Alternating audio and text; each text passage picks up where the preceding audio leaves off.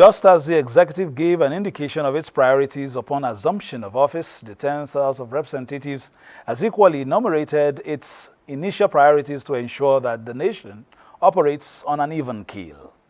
As the nation awaits the key appointments that may shape the performance of the current administration, experts say words must match action when the new foot soldiers mount the saddle.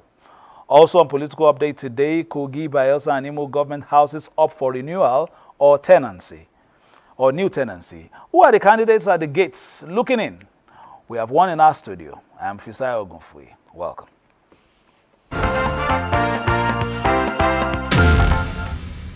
The Independent National Electoral Commission, INEC, says it will continue to take stock of its operations in order to achieve a marked improvement in the nation's electoral processes. INEC Chairman Professor Mahmood Yakubu shared his thoughts with civil society groups in Abuja. Another review meeting of INEC with critical election stakeholders, the civil society organizations taking their turn. Purpose is to improve the future conduct of elections and to consolidate the nation's democracy. INEC Chairman Professor Mahmood Yakubu expressed the Commission's appreciation to civil society organizations and development partners for their enormous support to the Commission during the 2023 general election. We were meticulous in our preparations for the election, and there have been many positive developments in this regard. One area is the repeal and reenactment of the Electoral Act 2010 into the Electoral Act 2022. The INEC chairman, however, corrected an impression in some sections of the public that the Commission received huge sums of money from development partners for the election. And for the avoidance of doubt, the Commission did not receive any direct funding or cash support from international development partners. Rather, their support was totally indirect through civil society organizations and implementing partners working on elections. Over the years, I have noticed that the recommendations that we put into our report are taken on by INEC, and this has brought about some of the reforms we have seen in our electoral process. So far, only 67 observer groups made up of 62 domestic and 5 foreign have submitted their observation reports, representing about 30% of the accredited groups for the 2023 general election.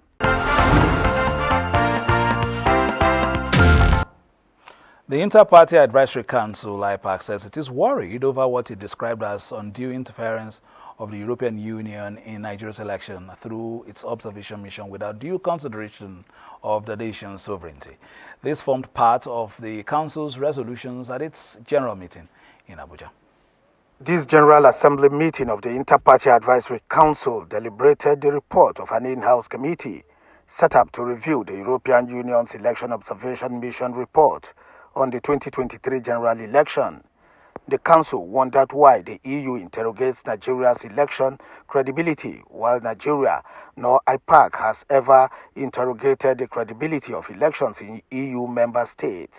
This raises the question of their role and neutrality under the Declaration of Principles for international election observers and why they should continue to pretend our elections. The Council believes that INEC has performed well within the limits of its human resource and infrastructural constraints by introducing technology in its operations. Similarly, a coalition of civil society organizations, some presidential candidates in the 2023 general elections, political parties, chairmen, and civil society organizations have passed a vote of confidence on INEC, rejecting the report of the European Union Election Observation Mission. They made the observations at a one-day national roundtable on the comprehensive review of the 2023 general election in Abuja. The roundtable wondered how the EU could rely on the report of few observers deployed in a handful of urban centers, be representative of the over 180,000 polling units in the country. The coalition noted that INEC under Professor Mahmood Yakubu performed credibly after analyzing all the stages of the election.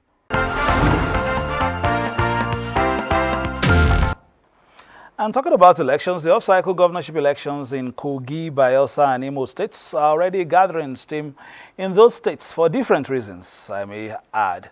Kogi State expects a brand new governor in November since the current one is not on the ballot, having served 2 terms. Bayelsa and Imo states, however, have the incumbents on the podium asking the people for another opportunity to serve.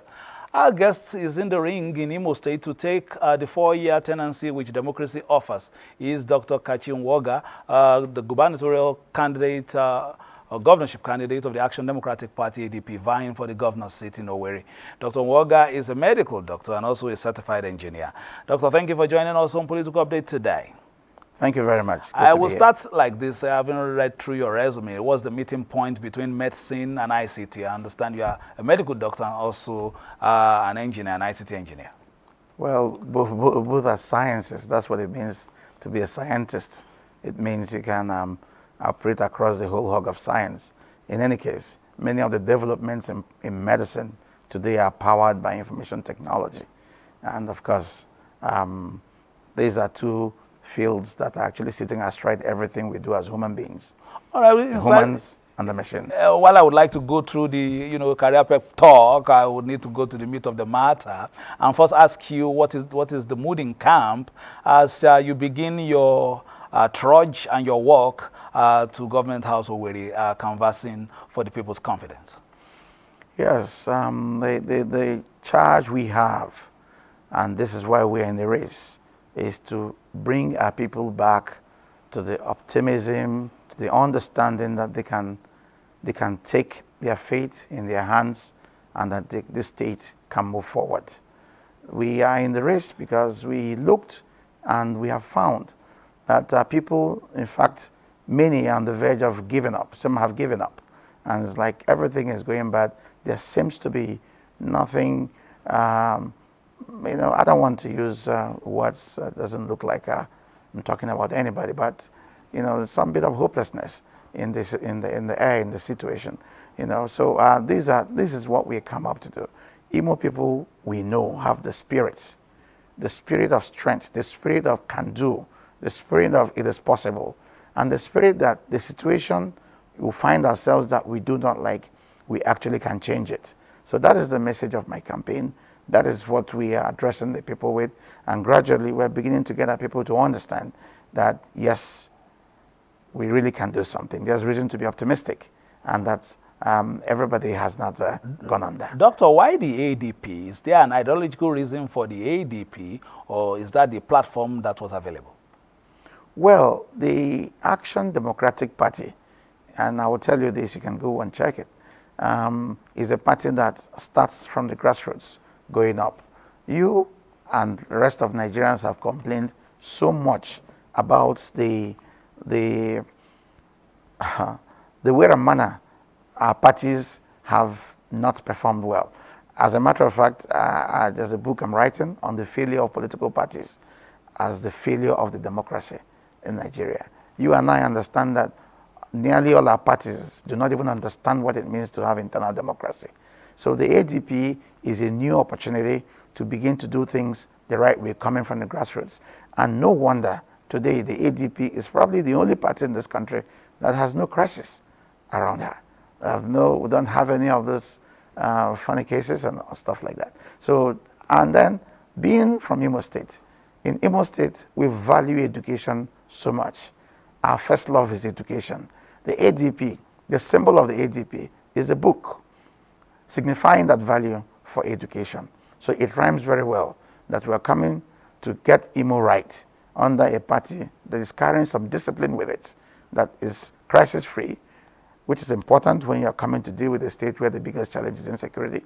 So we're coming with a party that is crisis-free, and we are also coming with a party that is signifying the first love of the people of Imo State, which is education. All right, I'll let you finish writing your book before I will read it, but so that I won't judge it by its cover. But let me ask you, because the race is just beginning in that state, and I understand that there's already a face-off with government over the, bills for billboards, permit the pun, in the state. What is happening? Well, I have sent out this information, the letters from the state agencies, demanding 54 million and other fees, among other fees, in which case we have to apply for a strange terminology that I've never heard of before, a gubernatorial advert permit.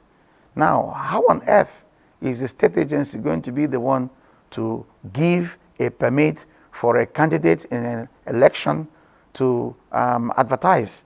That means you have removed the discretion from the Independent National Electoral Commission. You have removed that discretion and handed it over to a state agency run by a contestant in the same election, ultimately run by a so it's a total aberration. And ever since we have looked around this country, and you all can ask, and bear witness that that atrocious sum of 54 million naira, I don't know where anybody has put that, not even for all the presidential adverts. Obviously, it's a mischief of its own, and I do not imagine that any person who loves democracy in Nigeria should try to live with such a thing. And it's ominous, because if you allow this to continue, it means that there will really be no end to how much all of us can abuse our offices and use it to stifle opposition and use it to suppress democracy. So it's dangerous on its own, not just because some of us have been asked to me, by the way, why are you asking for that kind of money for people who are offering to come and help and serve the state? What is the intention? What is the meaning of that? And I come again and ask, by the way, the state is filled with billboards from one particular candidate, and I keep asking the question. I really want to see the books of the Imo State Signage and Advertising Agency. I really want to see how much has come into the coffers of that agency from this one person whose billboards has adorned every street, every nook, every cranny in the state. So it's unhealthy. There are 17 people going into a competition, and only one billboard is all over the whole place. All right, it's very unhealthy. Let's give you an opportunity, to interrogate, to speak with you a little bit in terms of what the issues are that you intend to confront if the people of Imo State give you a chance to govern the state. You've come out and displayed your credentials. If they were to say, okay, Dr. Nwoga, go ahead, what are the key priorities that you will tackle immediately? Okay, thank you very much. Now, the point is this. I think it's good to understand where we're coming from. We are coming from a state that has some natural potentials on its own without any deliberate effort. This state is a state that has the third busiest airport in Nigeria. This state is the fourth highest destination for packaged goods in Nigeria. This state has the highest number of hotel rooms per square mile, probably in all of West Africa. All right. This state has the fourth busiest communication switches, telecom switches, the busiest, fourth busiest in the whole country.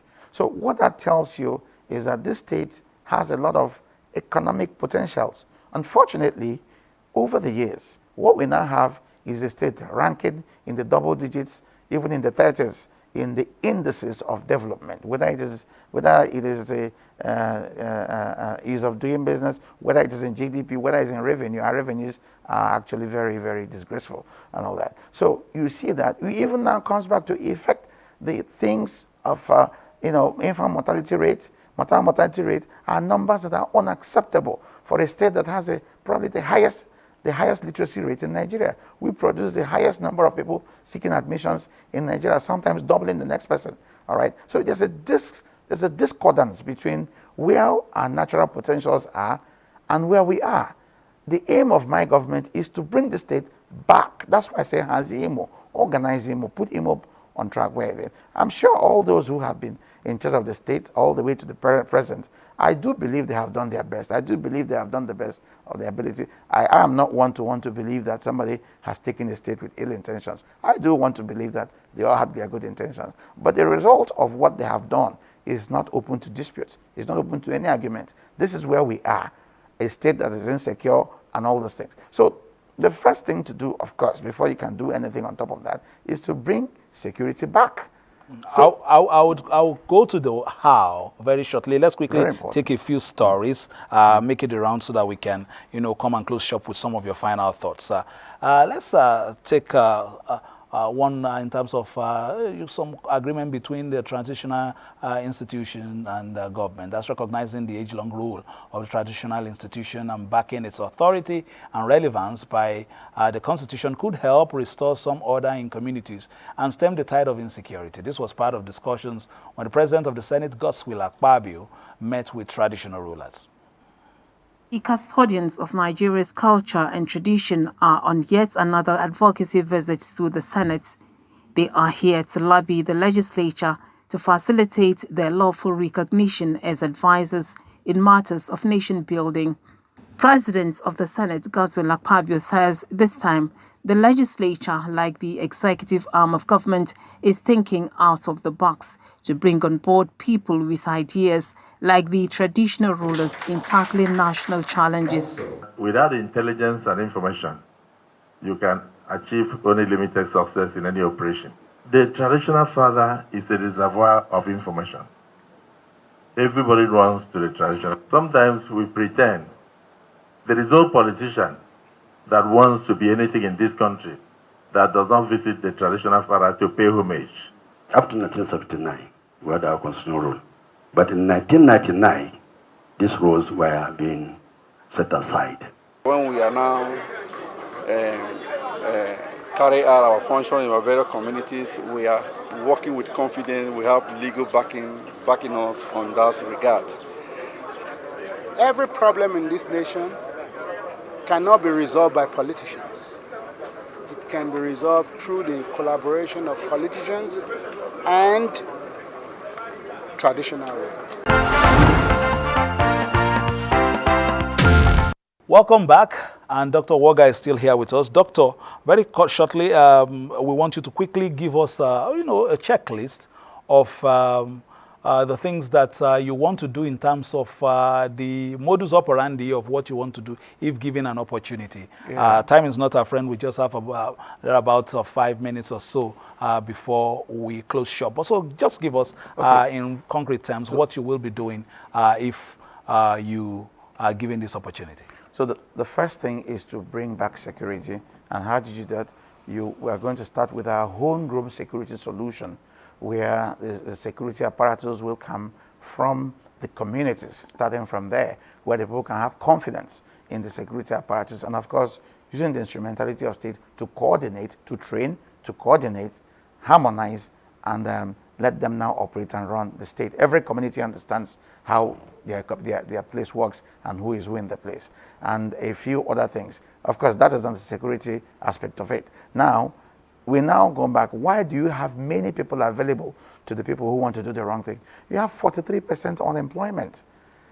So you have a lot of people available for the wrong things. So we're going to change all of that back. That's why our education and skills acquisition program has, part of what it does is not only do we have free education, do we also have the skills, what we call finishing schools, where we're going to hone our people into all the skills they need to occupy all the available jobs that are present. Like I keep saying, the irony is that 43% unemployment, but guess what? You still import skills, because all the skills you need for the real production, by the way, that's why production is very low, because the first reason why is we don't have the skilled manpower to handle those productions, right? We're still important. So we're going to finish our people, give them specializations in the basic things of life all through. And when you do that, that will take a lot of them out of this for the 3%. They won't be available again for the grant. And of course, you're going to have, I will give you a secret, the City of London probably has more civil servants than all of Nigeria put together. Why? All of them are productive. And we said, here you have a state, very abysmal revenue, and then you have a lot of manpower. So we can channel a lot of our manpower, and that's something I've done before. Right there in the neighboring state, it's not a story. We have a real pilot that you can use, you can verify and see the data. So we channel a lot of these people by proper design, and that's where the technology skills come into play, because we build systems. So you use the right systems and get a lot of people to run the systems. And what do these people do? Let me tell you what we did just next door here. We were able to build in 2 years. We were able to generate up to 1.4 billion for a state using people who otherwise you thought were problems to the state. We had over 1,200 of them inside the program, generating this money, no cost. Instead, they're getting something. So we can do that. If we can do that and generate this kind of money, it means that if we put them across the whole sectors. And by the way, instead of you teach them, there's a modus operandi, there's biometrics, there's all those things that come. So you are going to now apply your own people to these yawning gaps that you have in the state that needs to be filled. What are we talking about? In agriculture, what have we done? See, I was telling somebody that the 2 million monopost palms, that's one. The pride of the state, which is the upper palm in terms of the palm, you have half of it unplanted, almost 5,000 hectares, unplanted as we speak. Meanwhile, we have yields today seedlings today that can yield in 18 months and all that. So we will have to put our people to work. When we put our people to work, our people will develop our economy by getting to work. And you are taking them away from the crime that exists. So these are the things to do. We have a place that is a home, natural home of tourism, but you can see nothing in the government. Government has not in any way promoted and all that. You have places that don't even have what we have. But when you go to those places, you see tourist guides, you see people are trained and all of those things. Now, what do we do? How are we getting our people ready to even embrace? Yeah. Do you know that being the tourism capital, do you know that even the traffic men you see on the road should be trained to have an eye to see a visitor and be kind to him and say, it looks like you're missing your way or in the direction, let me direct you. These are all the things you do, and you are promoting the tourism in your place. Each of these things you promote, you are taking more people into work. You are generating more money for the economy. So I'm just trying to rush through all of this, so that you can see that we have plans to put our people to work, to generate money from our people. Of course, you train them, give them the skills they require, put them to work, generate money. And in doing this, you get back a peaceful state. You get back to a state that is working. And at this point, our GDP, our revenues all begin to rise to match where Imo should naturally belong in Nigeria.